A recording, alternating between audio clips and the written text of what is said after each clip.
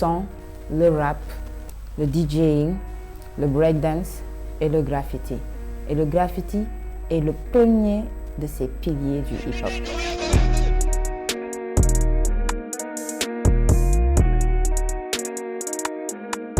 Une sorte de considération, le graffiti, c'est de l'art à part entière.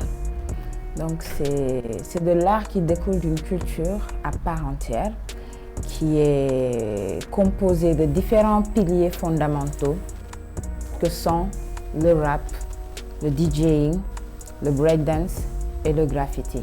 Et le graffiti est le premier de ces piliers du hip-hop. Donc ça ne peut pas être du vandalisme, mais ça peut être perçu comme ça, tout simplement parce que certains en font du vandalisme.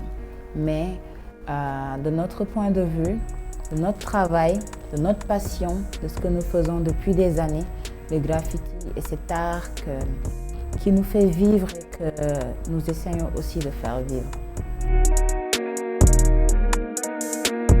Notre militantisme passe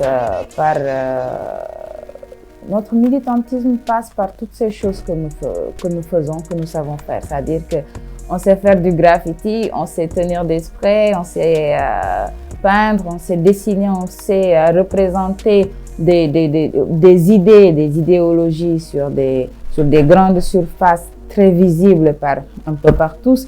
Donc nous l'utilisons pour aussi faire passer nos messages, donc tant sur le plan socio-politique, culturel, économique. Nous essayons en tout cas de partager au maximum nos ressentis et surtout de faire en sorte de partager aussi ceux des populations. Ma perception du graffiti depuis que je suis entrée dans ce milieu est restée la même. En fait, je ne laisse pas les autres me donner une idée de ce qu'est la chose réellement. C'est-à-dire que moi, tu me donnes l'information, merci, mais je vais quand même chercher, quoi. Donc je vais quand même chercher et je vais aussi me faire ma propre idée de la chose. Je vais aussi... j'ai un cerveau, quoi. J'ai un cerveau qui fonctionne, donc je me dis que je veux pas qu'on me façonne. J'ai pas envie qu'on me façonne, qu'on mette des rêves dans ma tête, qu'on me dise que les choses sont roses et bleues pour que je garde ces deux couleurs dans ma tête toute ma vie. Non, j'ai envie de découvrir les autres couleurs. J'ai envie de découvrir ce qu'il y a au-delà de ça, derrière. Je ne sais plus, il y en a tellement. Il y en a tellement. Ça, je crois que c'était depuis les... Non, ça, c'était pas une œuvre, mais c'était une exposition.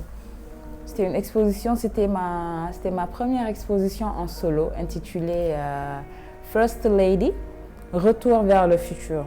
Donc, c'était ma première expo en solo, c'était en 2014 à Blaise Senghor, où je me rappelle que les gars, tout le monde, ils étaient là la veille pour m'aider à monter l'expo et tout. C'est-à-dire que même quand le cocktail est arrivé, ils m'ont dit « Écoute, on gère le cocktail, tu fais rien. Toi, va te saper, présente tes œufs, prends tes photos et ok, quoi. Fais ton discours, nice, tranquille. » Et quand le lendemain, j'ai vu ma photo dans le journal, First Lady, Retour vers le futur, j'ai dit « Ah, ok. Done. »